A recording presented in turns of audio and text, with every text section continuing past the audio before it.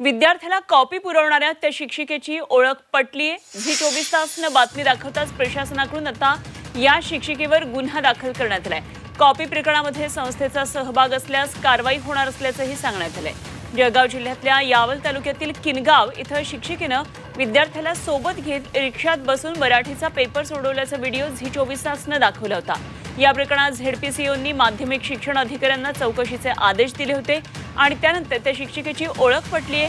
संबंधितांवर गुन्हा दाखल करण्यात आलाय। तर दुसरीकडे झेडपीसीओ अंकित यांनी संपूर्ण प्रकरणाची चौकशी केली जाणार असून संस्थेचा सहभाग असेल तर त्यांच्या विरुद्धही कारवाई केली जाईल असं आश्वासन दिलेलं आहे। बातमी झी 24 तासच्या इम्पॅक्टची झी 24 तासनं ही बातमी दाखवली होती। एका शिक्षिकेनं कशा प्रकारे सीबीएसईचा 10वीचा पेपर रिक्षामध्ये सोडवला आणि विद्यार्थ्यांना कॉपी पुरवत असल्याचा या शिक्षिकेवर आता गुन्हा दाखल झालेला आहे। झी 24 तासच्या बातमीचा हा इम्पॅक्ट आहे।